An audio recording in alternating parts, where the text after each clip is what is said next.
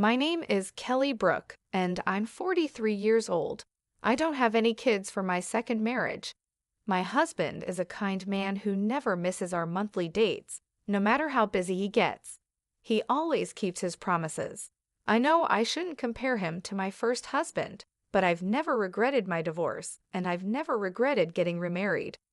This month is our 8th wedding anniversary. My husband reserved a table at a fancy restaurant with a view of the sea. I thought we were going to have a wonderful time, but then I ran into the last person I wanted to see, Jeremy Clarkson, my ex-husband from 13 years ago. We were about to leave the restaurant after finishing our meal when my husband excused himself to go to the restroom. I was admiring the ocean view from the window, thinking about the beautiful moments my husband and I had spent looking at the sea together. Just then, I heard someone call my name. When I turned around, I saw Jeremy. "Hey, what's so beautiful? Do you think a regular ocean looks nice to someone like you, who's basically broke?" "Jeremy, long time no see. Why are you here?" "Why am I here? I should be asking you that," Jeremy said, sitting down in the chair my husband had been using, looking at me as if I was a joke. I put up with those eyes for a whole decade of our marriage. I never thought I'd run into you here. Can someone like you, who doesn't have much money, really eat at a fancy place like this? Can you even afford it? Or is this a once-in-a-lifetime thing? It's our wedding anniversary. Ah, I see. Poor people can only come to places like this on anniversaries, huh? I come here often, you know. You're still pathetic. Isn't there someone with you? Yeah, there is. I just sent her to pay. You know, handling money is a woman's job. I thought to myself that he was still the same, always belittling women. Then I saw her his lover from 13 years ago. She had aged quite a bit. Her beauty was half of what it used to be, and she looked worn out from life. I guess Jeremy has been living the good life while his wife suffers. You're still wearing shabby clothes, aren't you? Aren't you embarrassed to dress so poorly? Talking to such a terrible man like him makes me feel sick. I turned my eyes toward the restroom, hoping my husband would return soon, and there he was. He had been watching us for a while as I was talking to another man. Seeing the confusion on my face, he approached us. "Excuse me, do you need something from my wife?" "Your wife? This woman is your wife." "Yes, what do you need?" "You also look poor. I guess poor women always remarry poor men." "Please don't be rude. My husband is a very respectable man." Jeremy snorted in disapproval at my response. "Imph, you must be just a useless broke man then." He glared at my husband. I thought to myself, this man really hasn't changed at all. Jeremy was always very selfish. Although he worked for a big company, it was unclear if he was really good at his job. He was good at sucking up to his boss, though. He blamed his mistakes on his juniors and loudly claimed their achievements were because of his guidance. How he managed to climb the corporate ladder is beyond me, but by the time we divorced, he had become a manager. Jeremy always claimed he was an elite employee, but I never thought of him that way. I graduated from a prestigious university, Jeremy would always brag. Not just any university, but one of those special ones. When I was dating him, I believed his exaggerated stories and thought he was really smart. But when we got married, I discovered that was his only real talent. Plus, he constantly put me down, even though I only completed high school. "Your parents were too poor to send you to university, right? But it's good for you. You didn't have the brains for it anyway. If your family had been rich, you would have had to go to university, but it would have been impossible for someone as stupid as you." "My family wasn't poor. I just wanted to start working sooner rather than going to college." Ah, enough with the excuses. You can't stop making excuses, can you? You're an incompetent woman after all. But it's good for women, isn't it? Even if they're incompetent or stupid, as long as they have good looks, they can get by. If they catch a competent man, they can live well. I never thought he would say such things before we got married, so his change after marriage was shocking. Plus, his parents weren't wealthy landowners. His father was just a director, yet he still looked down on anyone he thought was poor. You really can't do anything right. You're bad at cooking, you can't clean, and you can't even have kids. Marrying you was a huge mistake, he would say. It wasn't a physical issue that stopped me from having kids. It was the stress caused by Jeremy. My family always valued being careful with money and appreciating what we had. But when I cooked with radish leaves to save money, he yelled, "Are you trying to feed me trash?" and threw them in the garbage. It made me realize just how different we were. One day, he told me he had a lover. The woman was much younger than he was. He pushed for a divorce, saying it was better for him to remarry a younger woman. I was glad to divorce such a man, so I signed the papers. "Who is this man, Kelly?" my husband asked. "He's my ex-husband, Jeremy Clarkson." "Oh, I see." I had already told my husband about everything Jeremy had said and done to me. It had been a painful 13 years, and I had shared it all with tears. My husband just listened quietly and finally said, "Let's be happy from now on." "You really dared to marry a woman like her? Since you're marrying someone from a poor family, you must be broke too," Jeremy sneered. "Well, maybe, maybe not." "Of course you are. So you're also a broke man, huh? Marrying a poor person means you're broke too, am I right? But why did you divorce such a wonderful person?" "Wonderful? Your eyes must be fooling you. Truly wonderful means having a beautiful wife like mine." He pointed to his wife, who stood there looking embarrassed. "Is that woman your wife?" "Yes, she's beautiful, isn't she? She's actually my boss's daughter." Marrying the boss's daughter definitely helps one climb the career ladder faster. Marrying a broke woman like you probably means you're just a regular employee. Too bad. "A regular employee? I haven't heard that in years," I said. "What are you trying to prove? A low-class guy marrying a low-class woman? It just means you'll both be broke for the rest of your lives. And you think you deserve to eat in a fancy restaurant like this." "This level of restaurant isn't a problem for us," my husband calmly replied. "Yeah, sure, if that's what you think," Jeremy scoffed. Just then, a waiter passed by, and my husband pulled out a black card, instructing him to settle the bill. Jeremy was surprised by the card, but tried to hide it, snorting again. "Is that a black card? Showing off a card like that here? You're not used to it, are you? You must have borrowed it from someone." "Flashing the card around, but later you'll have to pay back the person who lent it to you, right? I bet you're scared to spend money in a place like this. It's all just an act." Funny thing to say. Who would lend their card, I wonder? No matter how naive someone is. "They wouldn't lend out a card like this," my husband replied. "How would you know that, Jeremy? You shouldn't say such insulting things," I added. "What's insulting? I'm just stating the truth.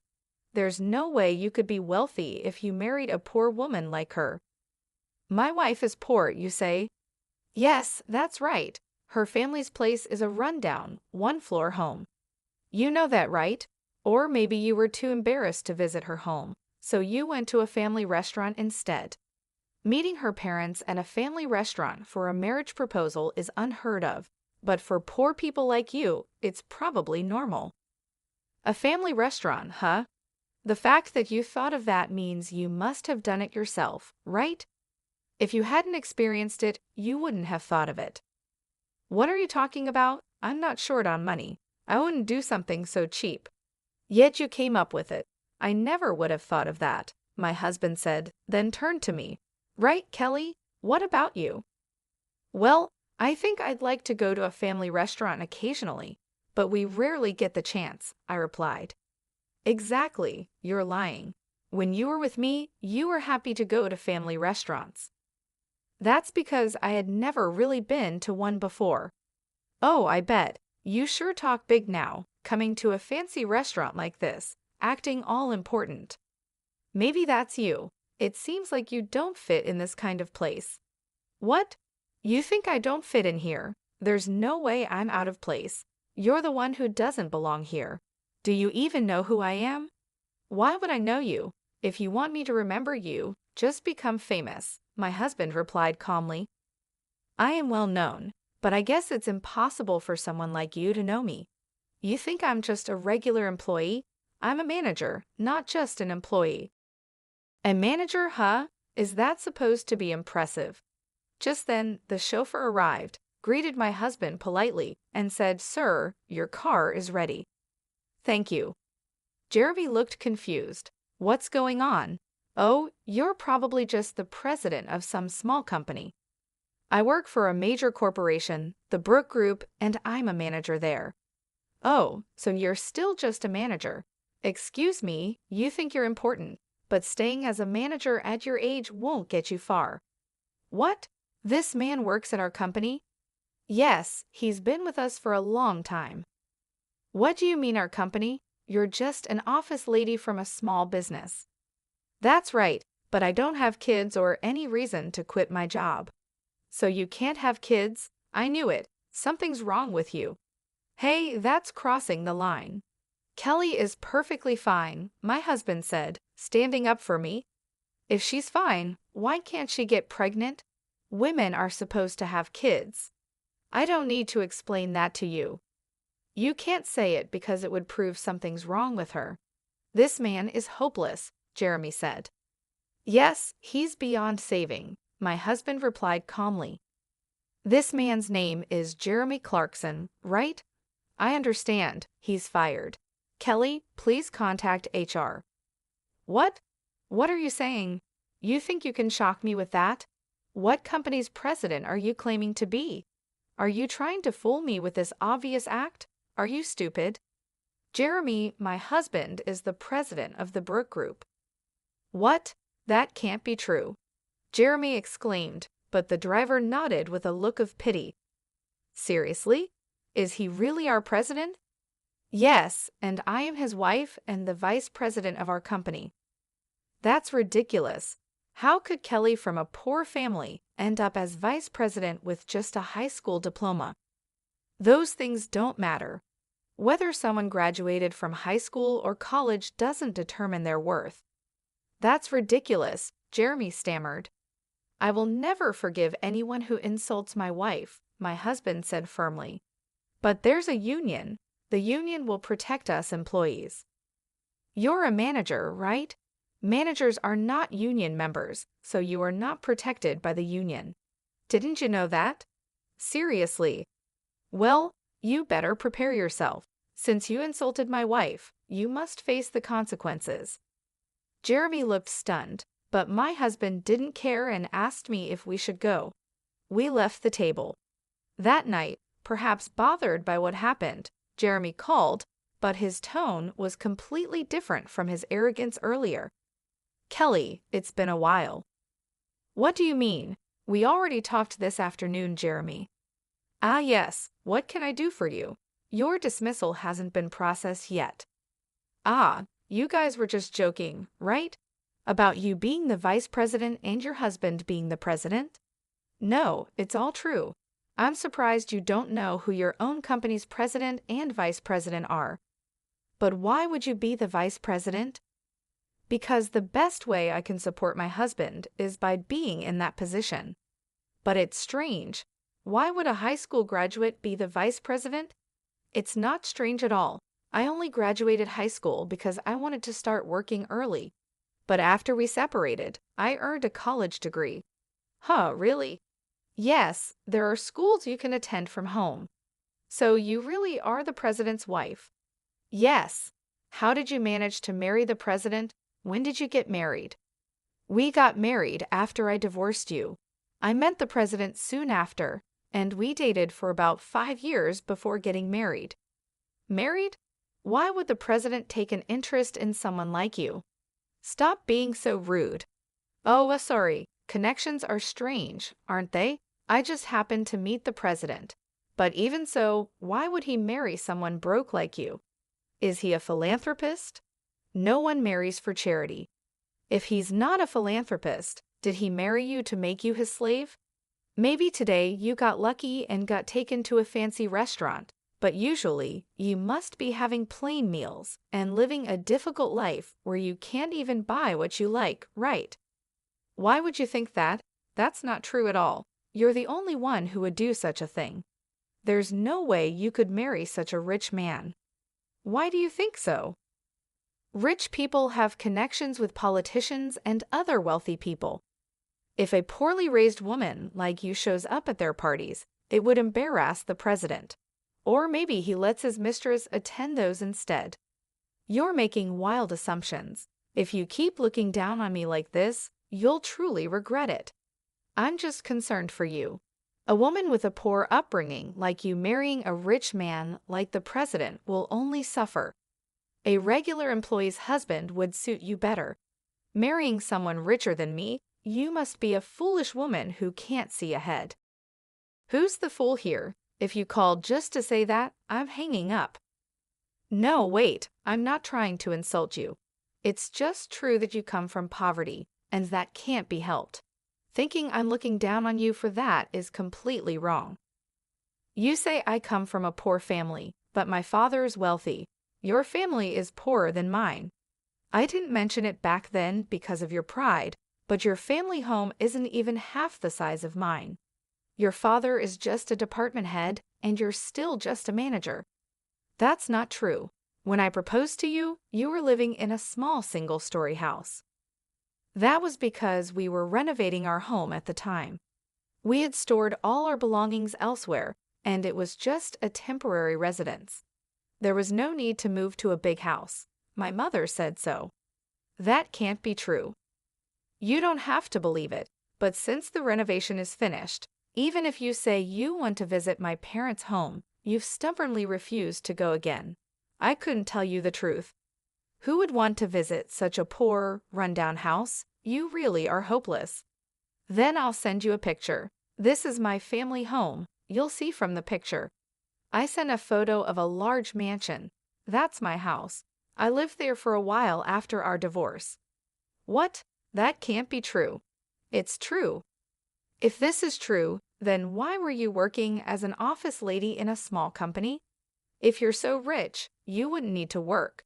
And if you did work, wouldn't it be at a large corporation? My father is the president of a major company. That company was a new one he started. When it was time to decide who would be the president, my brother was chosen for the role, so I volunteered to handle the administrative work. Now, that company has grown to the top of the industry. Is that true? Were you really so rich? Yes, this is the truth. This is the real me, the person you used to look down on. So that's why you could marry the president? That's not it. I met the president because we shared the same hobbies. We met through our interests and hit it off. He didn't know I was from a wealthy family, and I didn't know he was the president. So you're at the company where I work because of that. How long have you been at that company? I joined right after our divorce. I had a connection by chance. Why? When you were with me, you were just a clerk at your brother's company. After we divorced, you changed jobs. That's right.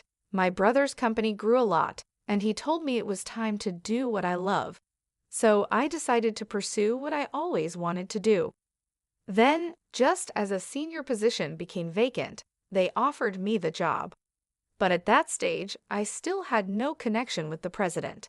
He was still someone high up, out of reach. I don't understand. How can you have connections like that? Do rich people just connect with other rich people? That's why I'm saying those things don't matter. It's your mindset that's holding you back as just a manager. I wonder why your wife hasn't gotten tired of you yet. She can't get tired of me. I'm supporting her. Keep up with that attitude, and you'll get what's coming to you. Anyway, that's the situation, so stop belittling me already. I wasn't trying to belittle you. I really thought you were poor. About that dismissal you mentioned this afternoon.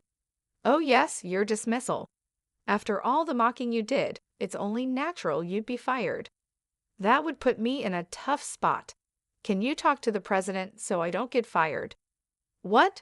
You were just mocking me a lot, and now you're asking not to be dismissed? That's impossible. You know I have nothing but resentment towards you. Why? The fact that you don't think you're resented is truly surprising. What have I done to you? There's too much to even remember. It's that much. I bet your wife thinks the same as me. Why don't you ask her what she really thinks? Though I doubt she'll tell you. I only said those things because I thought you were poor. Why do you think I'm mocking you when I'm just being honest? Once words are spoken, they can't be taken back. You should understand that as an adult. I do understand that. Then you should understand why you're being dismissed, right? No, I don't understand at all. Please, I'll be in trouble if I'm fired. If it were just about this afternoon, the president might have overlooked it, but then you had to call and ask all these questions. My husband is here now, frowning. He really thinks you're hopeless. Maybe you should just give up. There's no saving you. No, if the president is right there, why can't you just say something? It's only natural for a husband and wife to be together. Besides, you didn't ask if someone was with me, did you? That's true, but you've made things worse for yourself. You mocked not just me, but my parents and my husband too. Look, I didn't think you'd get this angry. Please forgive me. If I had known you were wealthy, I wouldn't have said such mocking things. I won't say them again. Please forgive me. Just give up. I think your dismissal order will come down tomorrow. Wait, please. Jeremy's voice echoed on the other end of the phone, but I hung up and looked at my husband. The next day, Jeremy came to the president's office, looking pale with dark circles under his eyes. He seemed to be in really bad shape. I was in a meeting with my husband, the president, discussing business matters, but I was shocked by Jeremy's appearance. Jeremy, what's wrong? I'm very sorry. Jeremy apologized as he sat down on the spot. Jeremy, what are you doing? Please, please just don't fire me. What do you mean? My husband, the president, knew about the conversation from the previous day. He had guessed from my responses during the call, and I had told him everything Jeremy said after hanging up. As a result, his impression of Jeremy was very poor, and his anger was even greater than mine. I am truly sorry. I didn't know your wife was from a wealthy family. I think she is a perfect match for the president's wife. I also heard she graduated from university, even if it was through correspondence. She's a hard worker, unlike my own wife. So you decided she wasn't good enough for you and got rid of her, right? Jeremy looked up at the president, wondering how he knew such a thing. Of course, I've told my husband everything. We're married after all. Or do you and your wife not talk about your pasts? No, it's not like that. But that was a long time ago. I was young then. I thought Kelly was just a poor man's daughter, so I thought it was okay to have a mistress. How does it come to that? Is that why you think it's okay to commit sexual harassment or abuse your power? What do you mean? Don't tell me you haven't done it. There are complaints from your female coworkers. They say if our company doesn't handle it, they'll go to the police. Our company was just discussing what to do about it when your disrespectful remarks came yesterday. It's really hopeless, isn't it? That's right. I wouldn't have thought you were actually harassing or bullying, but after seeing you yesterday, it seems all too true. You don't even see women as people, do you? You think they're below you. No, I never. Even if that were true, firing me would be too harsh. Please show some mercy. Well, you do have a family. If you were fired, you wouldn't be the only one in trouble. That's right, exactly. My husband smirked and looked at me. So what do you think, Kelly? How about sending Jeremy to our Michigan? Wait, what? The Michigan is in a region with very few people and is practically unsustainable as a company. The former president, who came from that town, established the branch there to help the local people, but it's a lonely place with just one employee.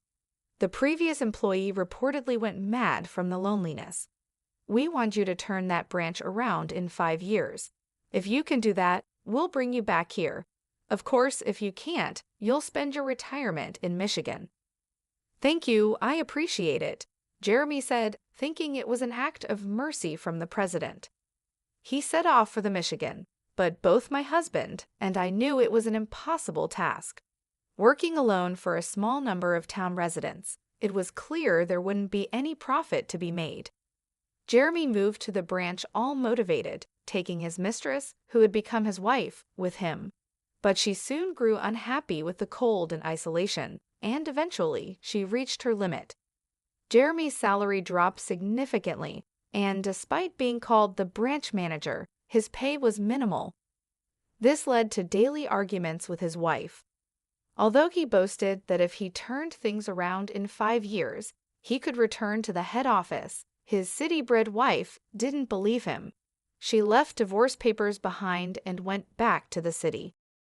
Jeremy tried his best for a year, but no matter how hard he worked, the population didn't grow, and no profits came.